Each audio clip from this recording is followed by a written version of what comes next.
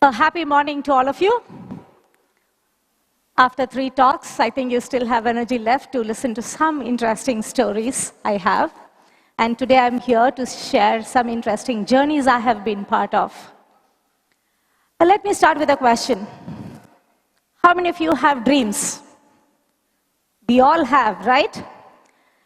A wish to be someone, a wish to do something, a wish to be someplace. As a child, I had dreams. As a growing adult, I had dreams. They keep shifting. Today, as I stand here, I still have dreams. Not one, quite a few. But then there's a bucket list. There's always something on the top which you want to pursue. You have dreams, then what do? Think and forget? Or think and act? Let me start with a story which happened way back in 2008. I had an opportunity to travel to the northern part of India. Well, I was not a child back then. I had a child of 9 who was coming along with me, and my parents. We traveled far north. That was the farthest to the north. That was my first travel. We went to Manali in Himachal Pradesh. As a tourist, my first time in the foothills of Himalayas, my first glimpse of the snow-clad mountains, my first experience of a snowfall, the first experience of feeling and playing in snow. So there was quite a lot. And as I stood on the Rohtang Pass, surrounded and enjoying the mesmerizing beauty of the snow-clad mountains, a fleeting thought passed in my mind. Oh, how nice it would be to wander in these mountains. Yeah, that was it. We finished our journey, came back to Bangalore. I was back into routine. But this thought of wandering in the mountains came back. Yeah, at first, I just thought, it's just a thought. But then, I couldn't let it go. I had to do something. I didn't know. As a child, I had trekked a lot. Without knowing it is called trekking, which we call it today. Mostly with my cousins. My father comes from the rainforest, the Malnad region. So, we used to just wander into the forest, climb a hill. But I didn't know that was called trekking. But with this thought in my mind, I started looking at, okay, the first thing, procrastinated. Yeah, a couple of months went by. But then I started looking online to see if there are any groups, I was a first-timer, so I wanted someone who could organize a trek in the Himalayas for a beginner. So a beginner-level trek. And while I was doing this, I came across an association, Karnataka Mountaineering Association. An association which is run by people who are passionate about mountains and climbing. And it took me a month to actually visit their office. And as I entered their office one day, I saw a gentleman seated at the table. So I inquired, do you have any programs for the beginner level? I wanted to try trekking in the Himalayas. And his immediate expression or his immediate reaction was, yeah, we are having a 11-day expedition happening in September. Why don't you join? I thought he hadn't heard me right. So I just had to clarify. This is the beginner level which I'm looking at. I don't have any experience. I'm not sure whether I'm up to it. So it's the beginner level trek I was interested in. So this gentleman had 3 questions. His first question was, are you medically fit or do you have any medical ailments? I said no. His second question, do you play a sport? Are you physically active? My answer was yes. I was always a sports fanatic. So I was into sports and I was physically fit. So it was a yes. And his third question was, if you want to do it, you will do it. So do you want to do it? And my immediate answer was yes. And there I was already signed up for a 11-day expedition without knowing what is coming towards me. Yeah, I came back home, and that is when the reality hit me. It was just not going out there for a trek. There were a lot of things I had to take care of on different fronts. One was I was a full-time employee of a IT company back then, so I had to plan my 15 days leave. Second was I had a 9-year-old kid. I needed to see where she would stay when I was out.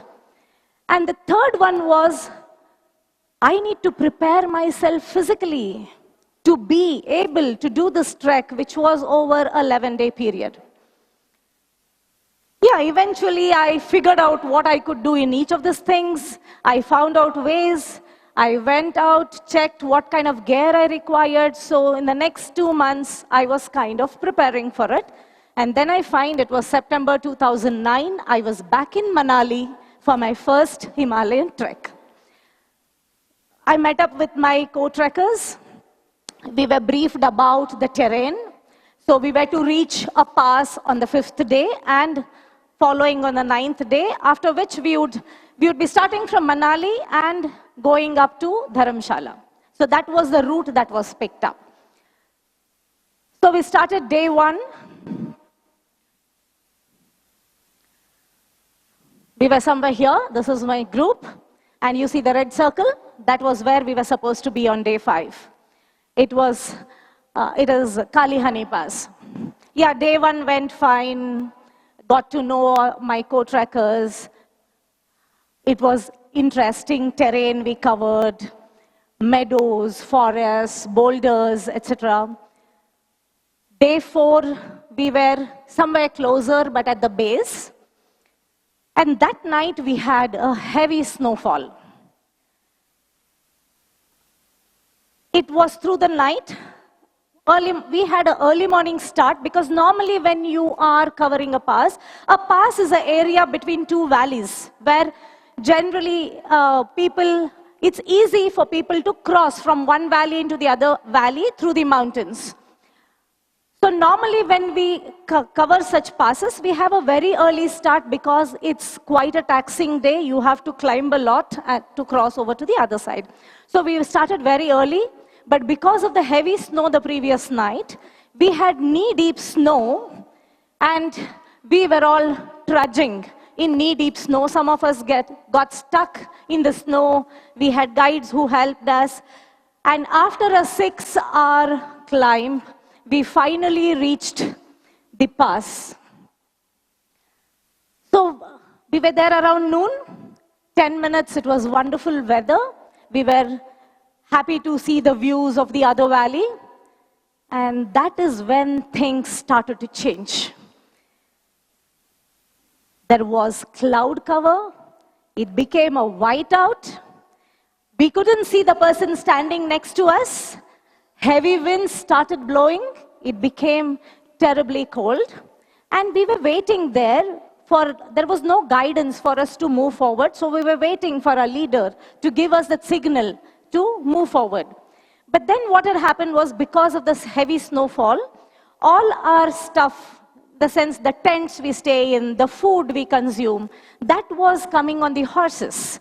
And the horses were not able to walk because of the deep snow due to the heavy snowfall.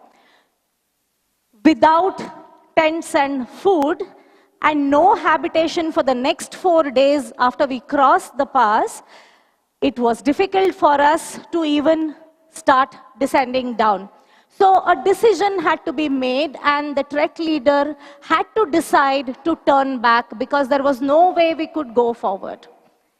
So with his decision, we turned back, trekked for 3 days and came back to Manali. So that is how it panned out. Now what do you think? Was it a success or is it called a failed expedition? In mountaineering, if you do not reach the destination you have planned, it is a failed expedition. Had I taken that into account and said, I finished one trek, I don't want to go. If that was all I had thought, and if I look at from my perspective, for me it was a success. I had achieved my first wandering in the mountains. I had reached a height of 16,500 feet, which was first time for me.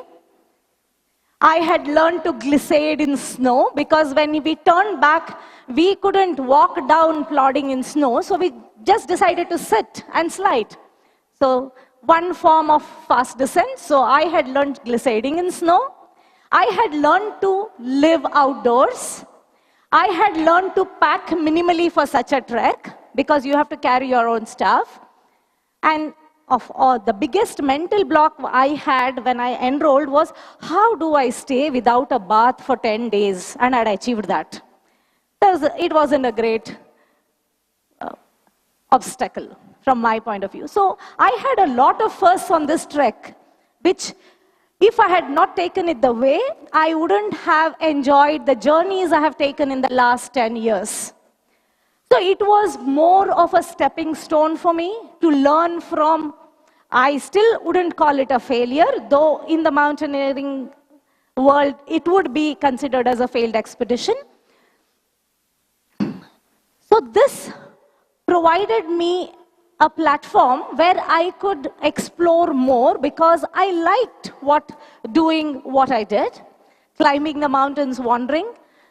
I got to learn quite a lot about ecology, environment, the culture, the different terrains were mesmerizing. So I started preparing for my next trek, which was a little more tougher. So it goes on, right? It's like, okay, I've climbed, I wandered, so is that it? No, there's more you can do if you are interested. So that was my calling. So I looked on for tougher ones, slightly higher ones, and all these years, maybe some 5 or 6 years went by, and I was learning from my seniors who used to lead these treks. And then I thought of doing my basic mountaineering course to be professionally qualified or to learn techniques that I used in mountaineering. And I was outside the age criteria. There are 6 institutes which provide this training, and I was outside the age criteria. I approached them. They said, fine, if you're physically fit, if you can go through the first day, 10 days of the training, because they don't say we won't take you. You will quit by yourself after getting into the training because it's a month-long training and it was quite tough. But I knew what I was getting into. And yeah, I did my basic mountaineering course, I did my advanced mountaineering course, got certified professionally. Then I started leading treks. We conduct outdoor camps for children, more on adventure activities, and a lot of sensitization of environment, which we handle. So we are trained in 4 terrains: rock, water, snow, and ice. They train us how to rescue ourselves in eventualities if you get caught, how to rescue the teams. So with all this training, there were a lot of climbs. We do a lot of glacier, crevasse rescue. So, and then we also are taught how to plan and execute an expedition. So with this, so this is one of the view when we were trying to climb to Friendship Peak. Some of the beautiful terrains, some parts are mesmerizing, some parts are wonderful, some are equally treacherous. Each of these journeys have a story. Each of these journeys have an adventure. It teaches you a lot. One thing it taught me was it builds your self-confidence. You know what you can take up, especially the course. You rediscover yourself. It lets you know what your strengths are. It makes you aware of to what strength you can push yourself to achieve something. And it also builds your own self-motivation. There are many climbs where, yeah, you have a group, there is moral support, but if you do not have self-motivation, it's very easy for you to give up. That one thought, oh, it looks difficult, I may not be able to do it, can bring your morale down like to 20%. So That is something these activities have taught me. And is that it? Yeah, there are some pictures. This was when I climbed Kilimanjaro. It's called the Roof of the World, the highest peak in Tanzania, Africa. This is a climbing expedition in the Sayadris, where I led a team of around 13 people. These are some of the beautiful valley views and some of the treacherous terrains where we camped in. We had snow blizzards, we had morning, our tent looked something like this. And this was a recent trek of mine to the Siachen Glacier. I had the privilege of hoisting the Indian flag along with the army. Normally, civilians are not allowed. They allow 10 civilians every year until 2016, after which that stopped. So they started off again this year, and I had the opportunity to be there. Not just this, it also gave me the confidence to take on whatever comes. I wanted to do cycling, and yeah, with the confidence that all this has given me, I took up 100-kilometer cycling. I wasn't sure whether I would be able to complete. I did a little bit of trial a few weeks before, and yes, I was able to. Okay, with all this, now what do you do with what you do? I am a full-time employee of IBM. I work there from 9 to 5. On weekends, you'll either find me in a forest or you'll find me on a hillock trying to climb, or I'm taking people along. And this world of mountains, what I have been into, I have been able to introspect a lot about what I am, what do I want to do, what are my strengths, is this where I want to be, how can I behave, or how do I behave. I have done a self-analysis of myself. It has taught me time management, which is required at any stage of your life, whether you're in school, in college, you're at work, at home. Time management, and time management is very important when you're in the mountains. A 10-minute delay in start can lead up to 2 hours delay in reaching your destination because weather in the mountains is so uncertain. Then there is something called team management. Each individual is different. When you go as a team, you have to behave as a team because such outdoor activities aren't what you do on your own. It's always the team that comes first. Leadership qualities is another aspect, another self-development that happens. There are times when you have to decide. You are caught. You want to go ahead. If I can quote another incident, we were 200 meters, or rather 200 feet short of a peak, and the weather changed. We had to turn back. It was like another 45 minutes, we would have scaled the peak. But the best thing to do was turn back. And later, whatever started, next 36 hours, it was pouring and we were under tent arrest. We were in the tents for the next 36 hours, it was raining. So it was a good decision that we took 200 feet just before the summit. Yeah, you keep feeling, oh, it was just 200 feet, we should have done it. But no, there are some times when you have to make such critical decisions. Stress management, and then risk mitigation. We all know, even crossing roads in Bangalore is a risk. When you get out of your house, even stepping into your bathroom, you might slip and fall. That's a risk. So even when you get into your bathroom, do you even give a thought that I might slip? But when we go on the mountains, we plan for all the risks that we have, that we foresee. But there are risks which you might come across, which you wouldn't even think of. Like what happened in the first expedition of mine. We had plan A, we had plan B, we had plan C.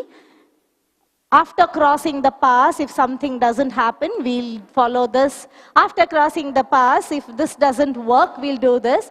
But we couldn't cross the pass, so we had to come up with a plan Z. So we do go prepared, but then your capability for risk management improves as you keep going on these journeys. Awareness of your surroundings. You learn to be mindful. You learn to be cohesive with nature. It gives you one opportunity by there. another byproduct which I have found. It has opened a big world of exploration. With this, I have turned into a photographer because there were beautiful views, there was a lot of flora and fauna. I started learning about birds. I started learning about the vegetation. I started learning about the fauna in that environment, which led to a lot of conservation activities. And I trained with the forest department, and I volunteer for wildlife conservation with the forest department. Not to say the least, it helps you lead a sustainable life, reduce, reuse, recycle. You become very mindful. In this digital world, when your connection with nature is so less, this gives you an opportunity to go out there and opens up a lot of avenues. So if you think, yeah, I want to do something, now should I do it? I don't know what's going to come out of it. You don't have to think. If you feel like doing something, do it. Maybe it's one small step towards something bigger you're going to discover. Maybe it'll show where your passion lies. For me, wandering in the mountains just started with the thought of wandering in the mountains, but it has opened a whole lot of areas in which I am delving today. I do conduct adventure camps for children. I do take batches out for birding. I do a lot of conservation activities. So all these are byproducts, and which brings happiness to me. So if you have a wish, as a child, as an adult, I'm standing here, I have a grown-up kid. Even till date, I do have. It's never too late to dream. Do follow what makes you feel happy, that small seed of thought that it starts with, oh, I wish I could do this. No. Most of the times you feel, oh, but I don't have time for it. I hear many people asking me this question. How do you get time to do all these things? I don't have to think. I want to do it. I can, or time rather makes itself available for me. That's what I have found. And with that thought, I would end my talk. Thank you.